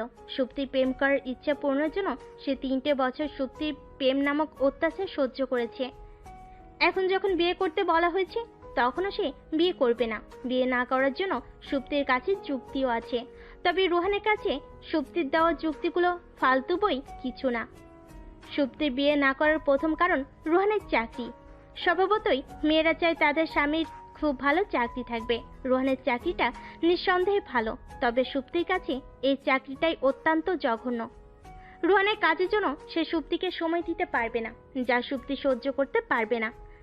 পরে দেখা যাবে রুহান যেমন তার বাবাকে ছেড়ে চলে এসেছে, তার বাবা তাকে সময় দিতে পারেনি বলে তেমনি সুপ্তিকেও চলে যেতে হবে। কিন্তু রুহানের পক্ষে চাকরি ছাড়া সম্ভব নয়। সে 3 বছরে তার কাজে অভাবনীয় ডেভেলপ করেছে। আর দ্বিতীয় কারণ হলো সুপ্তির শ্বশুর আর ননদ ছাড়া বিয়ে করবে না। সে যখন বিয়ের পর বাবার বাড়ি থেকে চলে যাবে তখন তার আরেকটা বাবা চাই, অর্থাৎ শ্বশুর বাবা, যেটা রুহান চাইলে সম্ভব। কিন্তু অসম্ভব হলো সুপ্তিকে ননদ দেওয়া। সুপ্তি জানে রুহানের পর নেই, তবুও তার ননদ চাই। বিয়ের পর সময় কাটানোর জন্য তার পার্টনার হিসাবে ননদ খুব ভালো কাজে আসবে। রুহানের মাথা ধরে গেছে সুপ্তিকে বোঝাতে গিয়ে। 1.5 ঘন্টা ধরে সে এক জায়গায় বসে একটা বিষয় সুপ্তিকে বোঝানোর চেষ্টা করে যাচ্ছে, কিন্তু সুপ্তি তার কথায় কান দিচ্ছে না। কখনো ফোনে গেমস খেলছে তো কখনো কাজ গোলে শহরের বাইরেটা দেখছে। এনে রুহান 6 মগ কফি শেষ করেছে। শেষমেশ সে চুপ মেরে যায়। তার গলা দিয়ে আর আওয়াজ বের হচ্ছে না। নিজেকে বড় কোনো পলিটিশিয়ান লিডার মনে হচ্ছে। তাদের যেমন বক্তৃতা দিতে গিয়ে গলা ক্লান্ত হয়ে পড়ে, তারও এক অবস্থা। রুহানকে চুপ থাকতে দেখে সুপ্তি পড়ল। আপনার বলা নিশ্চয়ই শেষ, তাই না রুহান স্যার? তাহলে আমায় একবার ডাক্তারের কাছে যেতে হবে। কথা বলে বলে আমার কান খারাপ করে দিয়েছেন আপনি। রুহান দীর্ঘশ্বাস নিয়ে বলল, চলো পৌঁছে দেই তোমাকে। আর এটা হয়তো আমাদের শেষ দেখা।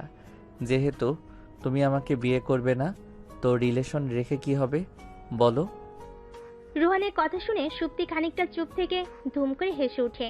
রুহান কিছুটা ঘাবড়ে যায়। সুপ্তির হাসির শব্দে আশপাশের মানুষগুলো ড্যাব ড্যাব করে তাকিয়ে আছে। সেদিকে সুপ্তির খেয়াল নেই। সে হাসতে হাসতে গড়িয়ে পড়ছে। রুহান ভুরু কুঁচকে তাকায় সুপ্তির দিকে। এভাবে হাসা কি বলল সে? সুপ্তির হাসি দেখে মনে হচ্ছে সে বিরাট কোনো জোকারের সাথে কথা বলছে বা তার জোকস শুনছে। সুপ্তি হাসি না থামিয়েই বলল, আচ্ছা রুহান স্যার, আমি বাড়ি যাব। আপনি শেষবারের মতো আমাকে বাড়ি পৌঁছে দিন তো। রুহান মুখটা ছোট করে বলল, চলো। হুমায়ুন স্যার বলেছিলেন পৃথিবীর সবচেয়ে সুন্দর পতাকা নাকি বাতাসে ওড়া মেয়েদের চুল। রুহানের কাছে কথাটা এতদিন হাস্যকর মনে হলো আজ সে কথাটা উপলব্ধি করতে পারছে। সুপ্তিকে অমায়িক সুন্দর লাগছে আজ। ব্রেকআপের সময় প্রত্যেক মেয়েকেই অমায়িক লাগে, সেজন্য কি সুপ্তিকে এত সুন্দর লাগছে? সুপ্তি মিটমিট করে হাসছে। মাঝে মাঝে আবার হাসির অস্বাভাবিক শব্দও আসছে। হাসির শব্দটা রুহানের বুকে ধপধপ করে হাতুড়ি পেটাচ্ছে, কিন্তু হাতুড়ি মারার শব্দটা সুপ্তির কানে আসছে না। সে আপন মনে হেসেই চলেছে। সুপ্তি খুব ভালো করে জানে রুহান মরে গেলেও সুপ্তি ছাড়া অন্য কাউকে ভাবতে পারবে না। বেচারা সুপ্তিকে রাজি করানোর জন্য কত বড় মিথ্যাই না বলো। যখন 2-4 ঘন্টা কথা হবে না, তখনই দেখা যাবে ফোন করবে সরি বলার জন্য। ফোন করে না পেলে তৎক্ষণিক চলে আসবে বাড়িতে। সুপ্তি বাড়ি এসে দেখে তার বাবা সোফায় বসে খবরের কাগজ উল্টাচ্ছেন। টেবিলে চায়ের কাপে ভেজা বিস্কিট ভেঙে পড়ে আছে, যার মানে হলো তিনি সুপ্তির ফেরার অপেক্ষা করছিলেন। সুপ্তি আর মোড়া দিয়ে বলল, আমি কি একটু সময় পেতে পারি ফ্রেশ হওয়ার জন্য? অবশ্যই না। সুপ্তি সোফায় বসে চায়ের কাপ হাতে নিয়ে চুমুক দেয়, মুখ উল্টে বলল, ঠান্ডা চা? 1 কাপ গরম চা করে দাও তো বাবা। অনেক দিন হলো তোমার হাতে চা খাওয়া হয় না। তানু বাগানে পানি দিচ্ছে। সুপ্তির বাবার কথাই সুপ্তি বেশ বুঝতে পারছে তিনি খুব সিরিয়াস কিছু নিয়ে আলোচনা করবেন, হয়তো সুপ্তির বিরুদ্ধে, যার কারণে আগে থেকেই তিনি প্রস্তুতি নিচ্ছেন। সুপ্তি ঘাড়ে হাত দিয়ে দুপাশে মাথা নাড়িয়ে পড়ল, যা বলার একটু তাড়াতাড়ি বলো, ক্লান্ত লাগছে ভীষণ, ঘুমাতে চাচ্ছি আমি। সুপ্তির বাবা খবরের কাগজ টি টেবিলে রেখে গাম্ভীর্য নিয়ে বলেন, তুমি আর এ বাড়িতে থাকবে না সুপ্তি। সুপ্তি ভুরুকুচকে জিজ্ঞেস করে, কেন? তুমি কি নতুন করে বিয়ে করার স্বপ্ন দেখছো নাকি? আমাকে না তাড়িয়ে তাকে কি আনতে পারছো না? সুপ্তির বাবা হতভম্ব হয়ে তাকিয়ে আছে মেয়ের দিকে। মেয়েটার মুখে কিছুই আটকায় না। সুপ্তি নিয়ম মেনে স্বাভাবিক হয়ে বসে আছে। রুহানের চাকরির পর থেকে তাকে বিয়ে দেওয়ার জন্য তার বাবা উঠে পড়ে লেগে আছেন। সুপ্তির বাবা চায়ের কাপ নিয়ে চুমুক দেন। তিনি বুঝতে পারেননি চাটা আসলে ঠান্ডা ছিল। এক চুমুকে কাপ খালি করে তিনি বললেন, তোমাকে আমি সিরিয়াসলি বলছি, তুমি আর থাকতে পারবে না এখানে। শ্বশুর বাড়ি তোমায় নিশ্চয়ই। কথা শেষ করার আগেই সুপ্তি দাঁড়িয়ে পড়ে। তার মুখ রাগে জ্বলছে। সুপার পাওয়ার চশমা থাকলে দেখা যেত আগুন কিভাবে দাও দাও করে জ্বলছে। সুপ্তি রেগে বলল, ঠিক আছে মিস্টার চৌধুরী, থাকবো না আমি আপনার বাড়ি, আজই চলে যাব। সুপ্তি হনহন করে তার রুমে চলে যায়। কিছুক্ষণ পর একটা হ্যান্ডব্যাগ নিয়ে নেমে এসে তার বাবার সামনে রাখে। ব্যাগ খুলে তার ভেতরে জিনিসপত্র বের করে। সেখানে একটা বার্থডে কার্ড আর কিছু পয়সাধনী থাকে। আর একটা প্যাকেট থেকে কিছু টাকা বের করে জোরে জোরে গুনতে থাকে। হিসেব করে দেখে মোট ৬,৫৮০ টাকা। টাকাগুলো ব্যাগে রেখে দিয়ে বলল, আপনার দেওয়া কোনো জিনিসই আমি নিইনি, কসমেটিক্সগুলো বন্ধুদের থেকে পাওয়া গিফট। আর এই পর্যন্ত যতগুলো সরকারি বই পেয়েছি তা বিক্রির টাকাগুলোর সাথে যাচ্ছে শুধু। সুপ্তি ভাঙতি টাকাগুলো অর্থাৎ ৫৮০ টাকা তার বাবার দিকে এগিয়ে দিয়ে বলল, যে কাপড়গুলো গায়ে আছে তাও তার দাম পরিশোধ করে দিয়ে যাচ্ছি, নিন ধরুন। সুপ্তির বাবা টাকাগুলো নিয়ে মুখের হাসি রেখা টেনে বলল। আলহামদুলিল্লাহ, অন্তত কিছু টাকা তো পেতাম। সুপ্তি ঠোঁট ফুলিয়ে ব্যাগ হাতে নিয়ে চলে যায় বাড়ি থেকে। রাস্তায় বেরিয়ে নিজেকে সন্ন্যাসিনী লাগছে। তারা যেমন এক বস্তে বাড়ি থেকে বের হয়, সেও কেমন এক বস্তে বের হয়েছে। তো এখন কোনো বাবার মাজারে যাবে, সেখানে সেটেল হবে। সুপ্তির বাবার মাথায় আকাশ ভেঙে পড়ল যখন তিনি জানতে পারলেন সুপ্তি রুহানের কাছে যায়নি। অস্থির হয়ে তিনি সারা বাড়ি পায়চারি করছেন, বারবার উকি দিয়ে দেখছেন এই বুঝি মেয়েটা এলো। বিকেল পেরিয়ে সন্ধ্যা হলে তিনি হাত পা ছেড়ে কান্না শুরু করে দিয়েছেন। রুহান সুপ্তির জানা শোনা সব জায়গায় খোঁজ নিয়েছে, কোথাও পাওয়া যায়নি তাকে। সুপ্তির বাবা একটু পরপর নাক টানছেন আর রুহানের দিকে তাকাচ্ছেন। ছেলেটার এক পায়ের প্যান্ট হাঁটুর নিচে, আরেক পায়ের প্যান্ট গোড়ালির উপর। সেও রীতিমতো দাঁতের নখ কাটছে আর পায়চারি করছে। উস্কো চুলে তাকে এখন পাগল মনে হচ্ছে সুপ্তির বাবার কাছে। ওনার ইচ্ছে করছে ফোন নিয়ে একটা ছবি তুলে রাখতে, পরে সুপ্তিকেই দেখিয়ে খুব করে হাসা যেত। কিন্তু ওনার শরীরটা উঠতে চাইছে না। ক্লান্ত হয়ে একসময় ওনার চোখ দুটো বুজে আসে। রোহন আবারও তার গাড়ি নিয়ে ছুটে চলে সুপ্তির খোঁজে। তার একবার বাথরুমে যাওয়ার দরকার ছিল, কিন্তু সময় নেই তার হাতে। তাকে যে সুপ্তিকে খুঁজে বের করতে হবে। সুপ্তির কিছু হলে সে নিজেই মরে যাবে। সে জানালার বাইরে তাকাতে পারছে না, হু হু করে কান্না আসছে। কতটা রাত পেরিয়ে গেছে। সুপ্তি ক্লান্ত হয়ে রাস্তার পাশে বেঞ্চিতে বসে পড়ে। তার বড্ড কান্না পাচ্ছে। না, বাড়ি থেকে বের করে দেওয়ার জন্য নয়, রুহানের কথা মনে পড়ার জন্যও নয়। তার কান্না পাচ্ছে তার ব্যক্তিগত সম্পদগুলোর জন্য, আলমারি ভরা জামা কাপড়গুলোর জন্য, জন্মদিনে বাবার দেওয়া দামি পারফিউমগুলোর জন্য, বিশেষ মানুষের দেওয়া ঘড়িটার জন্য, তার সাজানো গোছানো ঘরটার জন্য। তার চোখের অশ্রুগুলো বাঁধ ভেঙে গড়িয়ে পড়তে চাইছে, কিন্তু তার অশ্রু ঝরার আগেই সে একটা মেয়েলি কণ্ঠ শুনতে পায়। সামনে তাকিয়ে দেখে মেয়েটা হিংস্র চোখে তাকিয়ে আছে তার দিকে। মেঘের গর্জনে মেয়েটা বলল, এই যে মহারানী, এটা আমার জায়গা, ভালো করে যদি নিজের রাস্তা ধরেন। রাস্তা কখনো নিজের হয় না, হয় সরকারের নয়তো সৃষ্টিকর্তার। মেয়েটা ভুরকুচকে তাকায় সুপ্তির দিকে। তার চোখে প্রশ্ন, আতঙ্ক আর ক্ষোভ প্রকাশ পাচ্ছে। মেয়েটাকে এভাবে তাকিয়ে থাকতে দেখে সুপ্তি দুঃখী সুরে পড়ল। তোমাকেও কি বাড়ি থেকে বের করে দেওয়া হয়েছে? মেয়েটা দীর্ঘশ্বাস নিয়ে বেঞ্চের অপর পাশে বসে। হাতের ব্যাগ থেকে একটা আয়না বের করে নিজেকে দেখতে দেখতে বলল, করেই তো দিয়েছি। সৎ মায়ের সংসারে কখনো অবাকিতে জায়গা হয় না। আমার নাম সুপ্তি। মেয়েটা মুখ কুচকে বলল, নাম জিজ্ঞেস করিনি আমি। কেউ নাম বললে নিজের নামও তাকে বলতে হয়, এটা ভদ্রতা। আমি নাম বললাম কখন? বললেই তো অভাগী। আসলেই তো অভাগী আমার নাম। তো তুমি কি রাস্তায় রাস্তায় ঘুরো? আমিও ঘুরবো। রাতে কি এখানেই শুয়ে পড়ো? আমাকে ভাগ দিও তো, একটুতেই হবে। দুজনে মিলে গল্প করব আর আকাশের তারা গুনবো। তারপর কখন যে ঘুমিয়ে পড়বো কারোরই খেয়াল থাকবে না। মজা হবে না? মুচকি হেসে বলল। মেয়েটা চোখ দুটো ছোট ছোট করে তাকায় সুপ্তির দিকে। তার কাছে সুপ্তিকে দেখে ভালোই মনে হচ্ছে, তাহলে পাগলের মতো বিলাপ কেন করছে সে বুঝতে পারছে না। ভদ্রঘরের মেয়ে বলে কি মজা করছে তার সাথে, তাও বুঝতে পারছে না সে। সুপ্তি মেয়েটাকে মুগ্ধ হয়ে দেখছে। মেয়েটার বয়স হয়তো 18 থেকে 19 হবে। এখন তো তার কলেজ টপ হয়ে প্রাইজ এনে সবাইকে খুশি করার কথা, কাস্টমারদের নয়। রোজ রাতে বেলকুনিতে দাঁড়িয়ে চাঁদ মামার সাথে গল্প করার কথা, রাস্তার পাশে বেঞ্চিতে বসে নয়। সুপ্তি মেয়েটার দিকে তাকিয়ে মুখে হাসি রেখা টেনে বলল, আচ্ছা তোমার নাম কি? ফুলটুসি। এমন কারো নাম হয় নাকি? মেয়েটা মাথা নাড়ে। সুপ্তি ভুরু নাচিয়ে বলল, তাহলে? বাবার দেওয়া নাম পাপিয়া, নিজের বানানোর নাম ফুলটুসি। ফুলটুসি? তুমি কখনো স্কুলে গিয়েছো?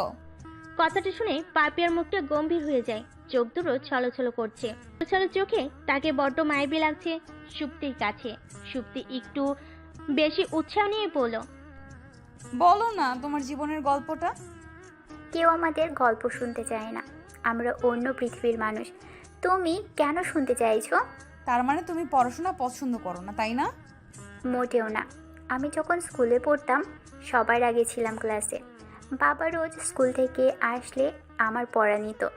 এতটুকু বলে পাপিয়া থেমে যায়, ঠোঁট কামড়ে ধরে। কিছুটা সময় নিয়ে আবার বলতে শুরু করলো, এখনো হয়তো বাবা পরে জিজ্ঞেস করে নতুন মায়ের ছেলে মেয়ের থেকে। বলে পাপিয়া চোখের পানি মুছে ওড়না দিয়ে হালকা করে মুখটা মুছে নেয়। স্বাভাবিক হয়ে সুপ্তিকে বলে, তোমাকে মনে হয়েছে ভালো ঘরের, এখানে কেন? পাপিয়া ভুরু কুচকে তাকায় সুপ্তির দিকে। কথাটা তার ব্রেন ক্যাচ করতে পারেনি। সুপ্তির বাবার ঘুম ভাঙে লাঠির আঘাতে। চোখ খুলে দেখেন সুপ্তির দাদি লাঠি নিয়ে দাঁড়িয়ে আছেন। শক্তি থাকলে হয়তো বিশাল বড় দা নিয়ে দাঁড়িয়ে থাকতেন, অথবা বৈদ্যুতিক খুঁটি। খুঁটির কথা মাথায় আসতেই ওনার মাথায় খট করে একটা শব্দ হয়। সুপ্তির দাদি ওনার মাথায় হাতের লাঠি দিয়ে ধুম করে একটা বাড়ি দিয়ে বললেন, হতচ্ছাড়া, তুই এখনো বাড়ি পইয়া আসস, বাইর হইয়া যা, মাইয়াটারে না লইয়া বাড়ি আসবি না। সুপ্তির বাবা লাঠির আঘাতে দৌড়ে বেরিয়ে আসে। বাইরে যেতে না যেতেই সুপ্তির দাদি ঠাস করে দরজা বন্ধ করে দিয়ে চলে যান। সুপ্তির বাবার গায়ে একটা কালো গেঞ্জি। গেঞ্জি পরে তিনি রাস্তায় বসে থাকলে ওনার প্রেস্টিজ বানচাল হয়ে যাবে। তাই তিনি দরজার সামনে দাঁড়িয়ে মাকে ডাকছেন আর নাক টেনে টেনে কাঁদছেন। এই মুহূর্তে সবচাইতে অসহায় মনে হচ্ছে নিজেকে। একদিকে মেয়ের লাপাত্তা, অন্যদিকে নিজের সম্মান। নিজেকে এখন আলাদিন ভাবতে ইচ্ছে করছে। আলাদিনের মতো ওনার কাছে জাদুর প্রদীপ থাকার আকাঙ্ক্ষা ওনার মনে। দত্তের কাছে সুপ্তি আর কাপড় চাওয়ার প্রার্থনা করতে ইচ্ছে করছে। রুহান একরাশ বিরক্তি নিয়ে তাকিয়ে আছে সুপ্তির দিকে, আর সুপ্তি আপন মনে কফির মগে চুমুক দিয়ে যাচ্ছে। রুহান সুপ্তিকে সব জায়গায় খুঁজে যখন পায়নি, তখন তার বাড়ির কথা মাথায় আসে। তার বাবার প্রতি রাগ অভিমান ভুলে সে বাড়ি যায়, আর গিয়ে দেখে কোথা থেকে এক মেয়ে ধরে নিয়ে এসেছে। মেয়েটার ঠিকানাটাও জানেনি সুপ্তি, তবুও মেয়েটাকে থাকতে দিচ্ছে। আবার তাকে নাকি কলেজে ভর্তি করিয়ে দিতে হবে। রাগে মাথা ফেটে যাচ্ছে রুহানের, কিন্তু সে রাগ দমন করেই বলল, দেখো সুপ্তি, তোমার জন্য আমি আমার পুরনো আবেগগুলো মাটি চাপা দিয়েছি। বাবা কখনোই আমাকে আর মাকে সময় দিত না, সব সময় ওনার কাজ নিয়েছিল। মা সহ্য করতে না পেরে হার্ট অ্যাটাক করে মারা যায়। সেই থেকে বাবাকে ছেড়ে চলে এসেছি আমি। কিন্তু তোমার জন্য আমি তাকেও মেনে নিচ্ছি। কিন্তু একটা অজানা মেয়ে। একটা গল্প করার সাথীর জন্য প্রকৃতি আমাকে এখানে এনেছে। অজানা না, ওকে জানি আমি। ওর নাম পাপিয়া, ভালোবাসার নাম ফুলটুসি। তবে এই নামে শুধু আমি ডাকবো, আপনি আবার ডাকতে যাবেন না রুহান স্যার। রুহান খানিকটা রেগে ঝাঁঝালো গলায় বলল, কোথা থেকে এক উটকো মেয়েকে ধরে এনেছো, যার ঠিকানা পরিচয় কিছুই বলতে পারছো না, আবার তাকে বলছো বাড়িতে জায়গা দেওয়ার জন্য? ওই মেয়েরও জায়গা নেই, আর তোমারও জায়গা নেই। রোহান কথাটা বলতেই সুপ্তি ভ্যাঁ ভ্যাঁ করে কান্না করে দেয়। রেস্টুরেন্টের আশেপাশের লোকগুলো রোহানের দিকে সন্দেহের দৃষ্টিতে তাকাচ্ছে। সুপ্তির চোখে পানি না থাকলেও সে নাক টানছে আর বলছে, চলে যাব, সত্যি সত্যিই চলে যাব আমি, আর কখনোই ফিরবো না। আপনাদের শান্তি দিয়ে দেব, কর্পূরের মতন হাওয়া হয়ে যাব একদিন। রোহান কথাটা বলে কতটা বিপদে পড়েছে তা হারে হারে বুঝতে পারছে সে। সুপ্তিকে না থামালে তাকে বেশ অপদস্থ হতে হবে। অগত্যা তাকে কথা দিতে হলো পাপিয়াকে কলেজে ভর্তি করিয়ে দেওয়ার। সুপ্তি খুশি মনে বাড়ি ফিরে, তবে পাপিয়াকে সে রুহানের বাড়ি পাঠিয়ে দেয়, আর তাকে স্ট্রিক্টলি বলে দেয় যেন পাপিয়ার যত্নে কোনো ত্রুটি না হয়। সুপ্তি বাড়ি ফিরতে না ফিরতেই তার বাবা তার হাতে বিশাল বড় এক লিস্ট ধরিয়ে দিয়ে বলেন, তোমার সব বন্ধুদের নাম লিখে ফেলেছি। মোট 125 জন হয়েছে। দেখো আর কারো বাকি পড়েছে কিনা। সুপ্তি বিরক্ত হয়ে বলল, ওরা কেউ ফকির নয় বাবা, এত লোক দাওয়াত দেওয়ার দরকার নেই। শুধু শুধু টাকা অপচয়, বিয়ের পর বাচ্চা কাচ্চা হবে। ওদের জন্য কিছু বাঁচিয়ে রাখতে হবে না? তাই বলে বন্ধুদের জানাবে না? দরকার নেই বাবা। আসবে তো আসবেই, এমন ভাবে আসবে দেখে মনে হবে বিয়েটা ওদেরই। তখন দেখা যাবে আমার বিয়ে করার মুডই চলে যাবে। সুপ্তির বাবা নিরস কণ্ঠে বললেন, সত্যিই বলবো না ওদের। না, একদমই না। কাউকে বলার দরকার নেই। গুণে বেছে 20 জন অতিথি থাকবে বিয়েতে। আমার তো ইচ্ছেই ছিল কাউকে না জানানোর। কোনো এক বিকেলে উনি ফোন করে ঠুস করে বলবেন, সুপ্তি চলো বিয়ে করে ফেলি। তখন আমি নাচতে নাচতে তাকে বিয়ে করতে চলে যেতাম। পরদিন তোমাকে নাতনির সংবাদ দেওয়ার জন্য মিষ্টি নিয়ে আসতাম। সুপ্তির কথায় তার বাবা দুইটা সুপ্তিকে দেখতে পাচ্ছেন। সুপ্তির 4 চোখ আর 2টা নাক, সবকিছু দ্বিগুণ দেখতে পাচ্ছেন তিনি। মনে হচ্ছে উনি এখন বেহুশ হয়ে যাবেন। সুপ্তি ওনাকে সেই সুযোগটা দিয়ে বলল, আমার তো তোমাকেও জানানোর ইচ্ছে নেই বাবা, কিছু মনে করো না যদি ফিক্স ডেটের আগেই বিয়ে করে ফেলি। তুই কাউকে না জানিয়ে বিয়ে করার ইচ্ছে থাকলেও তার ইচ্ছে পূরণ হয়নি। বেশ জাঁকজমকপূর্ণ অনুষ্ঠান হয় বিয়ের। তার বন্ধুরাও মোটামুটি নিজেদের বিয়ের ব্যবস্থা করে ফেলে। বেশ আনন্দেই কাটে বিয়ের দিনটা। তবে সুপ্তির অবস্থা বেগতি। যে রুমে তাকে বসানো হয়েছে সেই রুমে বিভিন্ন ফুলের গন্ধে তার ভালো লাগার বদলে ভীষণ বিরক্ত লাগছে। নিজেকে যথেষ্ট দুর্বল মনে হচ্ছে তার। ঘুমোতে পারলে ভালো হতো। সে ভারী শাড়িটা খুলতে পারছে না। খুলতে গেলেই এখানে ওখানে পিনে কুতো লাগছে। অতিরিক্ত বিরক্ত লাগছে তার। এর জন্য সে এভাবে বিয়ে করতে চায়নি। ফুলটুসিকেও ডাকতে পারছে না। তার উপর আজ বেশ ধকল গেছে। এখনো পর্যন্ত সে ফুলটুসির মুখ থেকে ভাবি ডাক শুনতে পায়নি। রুহান রীতিমতো ঘামছে। রুমের সামনে পায়চারি করছে। ভেতরে ঢোকার সাহস অর্জন করতে পারেনি সে। বুক ধুকপুক করছে। মনে হচ্ছে হৃৎপিণ্ডটা লাফাতে লাফাতে আকাশে উড়ে যাবে। ফুলটুসি চতুর্থবারের মতো পানির গ্লাস নিয়ে হাজির হয়। তার এবার বিরক্ত লাগছে। রুহান বেশ বুঝতে পারছে পাপিয়ার বিরক্তির কারণ। তার বন্ধুদের মজা হজম করার মতো ধৈর্য তার ছিল না। তবে আছে, সহ্য করেছে। সহ্যের বাঁধ ভাঙলে সে দরজা খুলে ভিতরে যায়। কিন্তু সে ভেতরে ঢুকে হকচকিয়ে ওঠে। তার বিছানা খালি কেন? সুপ্তি কোথায়? সে শুনে এসেছে বাসে বউরা লম্বা ঘোমটা টেনে বিছানায় বসে থাকে। সুপ্তি কোথায় বসেছে? বিছানায় নেই কেন? কোথায় বসেছে সে? রোহানের গলাটা শুকিয়ে আসছে। আর গ্লাস পানি খেতে পারলে ভালো হতো। কিন্তু পাপিয়াকে ডাকার জন্য তার গলা দিয়ে আওয়াজ আসছে না। গলাটি কি বসে গেছে নাকি তার ঠোঁট দুটো নড়ছে না বুঝতে পারল না রুহান। সুপ্তি ওয়াশরুম থেকে বের হয়ে দেখলো রুহান ফুলরে গালে হাত দিয়ে বসে আছে। সুপ্তিকে দেখে রুহান দ্রুত দাঁড়িয়ে যায়। নিজেকে পৃথিবীর সবচেয়ে বোকা মনে হচ্ছে রুহানের। যেহেতু রুমে নেই তাহলে নিশ্চয়ই ওয়াশরুমে ছিল। আর সে না খুঁজেই হাল ছেড়ে দিল। সুপ্তি ভুরু কুচকে রুহানের দিকে তাকিয়ে জিজ্ঞেস করে, বিছানা ভালো লাগছে না? ফ্লোরে বসে আছেন কেন? রুহানের কাছে সুপ্তিকে আজ বড্ড রহস্যময় মনে হচ্ছে। আর নিজেকে মনে হচ্ছে বড্ড বোকা। স্কুট হাসুন বলেছিলেন, প্রেমে পড়লে বোকা বুদ্ধিমান হয়ে ওঠে আর বুদ্ধিমান বোকা হয়ে যায়। তার জীবনে আজ এই উক্তির প্রয়োগ হচ্ছে। সুপ্তি নিঃসন্দেহে ভীষণ বোকা মেয়ে ছিল। রুহানের দিব্যি মনে আছে সে যখন সুপ্তিকে প্রথম পড়াতে যায় সে সুপ্তিকে প্রশ্ন করেছিল, বলো তো মাছ কোথায় থাকে? সুপ্তি বেশ খানিকটা সময় ভেবে উত্তর দেয়, ডিপ ফ্রিজে। আপনার কি খেতে ইচ্ছে করছে? নিশ্চয়ই করছে। টিউটরদের তো টিফিন দিতে হয়। আপনাকে কিছুই দেওয়া হয়নি। I am sorry.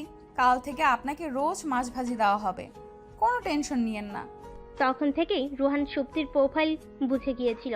রুহানের মাছ ভাজি খাওয়ার ভাবনা সুপ্তির কথাই উড়ে যায়। সুপ্তি রাগী কণ্ঠে বলে, চিন্তা করার হলে হিমালয়ে চলে যান, ঘরে বসে না। রুহান রীতিমতো ভরকে গেছে। সুপ্তি নিশ্চিত বুদ্ধিমতী হয়ে গেছে। সে মিথ্যা বলে সুপ্তি ধরে ফেলতে পারে। বুদ্ধিমতী মেয়ে আর স্ত্রীর সাথে কথা যে কেউ বলতে পারে না। আর রুহানের এমনিতেও মিথ্যা বলার অভ্যাসটা নেই। তাই সে আমতা আমতা করে বলল, আসলে আমি এসে তোমাকে পাইনি তো তাই চিন্তিত ছিলাম। ভেবেছিলাম তুমি হয়তো খাটের নিচে থাকতে পারো। চেক করতে গিয়ে পড়ে যাই। ওঠার আগেই তুমি চলে এসেছো। মানে আমি আপনার সাথে হাইড অ্যান্ড সিক খেলছিলাম নাকি? না, তবুও খুঁজেছিলাম। যদি না পাই তাহলে ধরে নিতাম তুমি পালিয়েছো। কিন্তু তুমি এর আগেই চলে এসেছো। পালাইনি, তবে পালাতে পারি। রুহানের চোখ দুটো ধপ করে জ্বলে উঠল। পালাবে মানে? এত পরিশ্রম করে বিয়ে করেছে আর মেয়ে বলছে পালাবে? তা সে হতে দেবে নাকি? ঠ্যাং ভেঙে কোলে বসিয়ে রাখবে। সাহস কত মেয়ের! তবে রোহানের সাহস সুপ্তির কথাই ঠুস করে ফল করলো। সুপ্তি বলল, আমার জন্য গিফট এনেছেন? বাসরে তো বর বউকে গিফট দেয়, আপনি দিবেন না? রোহানের মাথায় কথাটা ভুলেও আসেনি। সে এতটাই ঘাবড়ে ছিল, এসব চিন্তা তার কল্পনাই ছিল না। রোহানকে চুপ থাকতে দেখে সুপ্তি বলল, ঠিক আছে, ব্যাপার না। আমি কিন্তু আপনার জন্য একটা সারপ্রাইজ গিফট এনেছি। রোহান উৎসুক হয়ে জিজ্ঞেস করে, কি গিফট? ওখানে টেবিলে রাখা আছে, নিজে গিয়ে দেখে নিন। রোহান এক প্রকার নাচতে নাচতে টেবিলের কাছে যায়। আলাদা সে প্রায় 8খানা যখন টেবিলের উপর একটা চিরকুট দেখতে পায়। শক্তি নিশ্চয়ই রোহানের চিঠির উত্তর লিখেছে। তার আলাদি মুখখানা ফ্যাকাশে হয়ে যায় চিরকুটের উপর ডিভোর্স লেটার লেখা দেখে। সুপ্তির বাবা সুপ্তির সব জিনিসপত্র ছুঁড়ে ছুঁড়ে ফেলেছেন। বাড়ির সামনে বিশাল বিশাল 3টা ট্রাক এসে দাঁড়িয়েছে। তানু জিনিসপত্রগুলো ট্রাকে তুলছে। তার কাজে 4জন সার্ভিস কর্মী সাহায্য করছে। তিনি সুপ্তির কোনো জিনিসই বাড়িতে রাখতে চান না। যেখানে ওনার মেয়ে নেই সেখানে তার জিনিসপত্র কেন থাকবে? কত করে সুপ্তিকে বলো এ বাড়িতে থাকার জন্য, কিন্তু সে দেই দেই করে শ্বশুর বাড়ি চলে গেল। আর যখন তিনি যেতে চাইলেন তখন শটান বলে দিল, খবরদার বাবা, তুমি একদম যাবে না। অন্তত 15 দিন তুমি ওইদিকে তাকাবেও না। লোকে যেন না বলে মেয়ের সাথে সাথে মেয়ের বাবাও চলে এসেছে। কেমন বেহায়া বাপ মেয়ে! মেয়েটা বিয়ের সাথে সাথে স্বার্থপর হয়ে গেছে। সাধারণত ছেলেরা বউ পেয়ে বাবা মাকে দূরে ঠেলে দেয়। তিনি এমন ঘটনা বহুবার দেখেছেন। ওনার জীবনে ব্যতিক্রম ঘটনা ঘটেছে। মেয়েটা যার সময় একবার জড়িয়ে ধরে 2 ফোঁটা চোখের পানি পর্যন্ত ঝরানি। কত স্বার্থপর হলে মেয়েটা এমন করতে পারলো? ওনার শুক্রাণু এমন হবে উনি কল্পনাও করেনি। উনি সুপ্তির টেডিগুলোর দিকে তাকিয়ে একটা টেডি হাতে নেন, তারপর উচ্চ স্বরে বলেন, ওকে ওকে গিয়ে বলে দিও আমি এবার সত্যি সত্যি বিয়ে করব। যখন আরেকটা মেয়ে হবে তখন তাকে বিয়ে দিয়ে এ বাড়িতেই রেখে দেব। আমার ঘরেই তার জামাই আর সে সুখে শান্তিতে থাকবে। কথাটা বলে উনি ঠাস করে ফেলে দিলেন মিকি মাউসটাকে। কিন্তু আশ্চর্য ঘটনা, মিকিটা উঠে এসে ওনাকে মারতে শুরু করলো আর বলতে লাগলো, বিয়াত্তা মাইয়ার বাপ হওয়া সত্ত্বেও তুই বিয়া করার চিন্তা করস? হারামজাদা, বাড়িতে গিয়া বাইর হ। সুপ্তির বাবা ভালো করে তাকিয়ে দেখেন মিকিটা ওনাকে মারলো। মিকিকে পরিচালনা করছে ওনার মা, বাগের স্টেডি দিয়ে মারছে। যদি হাতে লাঠি থাকতো তাহলে হয়তো দেখা যেত প্যান্ট ভিজে যেত ওনার ছেলেবেলার মতো। চিরকুটের লেখার উপর বেশ বড় করে নীল কালিতে লেখা ডিভোর্স লেটার। রোহান চিরকুটের নিচ থেকে প্যাকেট খুলে দেখে সেটা খালি। রাগে রোহানের রক্ত মাথায় উঠে গেছে। ইচ্ছে করছে সুপ্তিকে গলা ধাক্কা দিয়ে রুম থেকে বের করে দিতে। তা না হলে সুপ্তির সামনে থাকলে সে তাকে মেরেই ফেলবে। রাগে গজগজ করতে করতে সে সুপ্তির দিকে তাকায়। সুপ্তি বেশ স্বাভাবিক দৃষ্টিতেই তাকিয়ে আছে রোহানের দিকে। রোহানের মনে হচ্ছে সুপ্তির চোখ দুটো উঠিয়ে আনতে পারলে ভালো হতো। কত বড় বেয়াদব মেয়ে! সে রেগে মেঘের গর্জন দিয়ে বলল, এগুলো কি ধরনের ফাইজলামো সুপ্তি? আপনি কিন্তু আমায় ফাজিল বলছেন। ফাজিলের মানে জানেন? এর মানে হলো অতিরিক্ত জ্ঞানী। আর আমি কিন্তু মশকারি করছি না আপনার সাথে, আমি সত্যিই বলছি। যদি আপনি চাকরি না ছাড়েন তাহলে হয়তো আমাকে ডিভোর্স দিতে হবে আপনার। চাকরি ছাড়লে খাবো কি? তোমায় খাওয়াবো কি? কেন?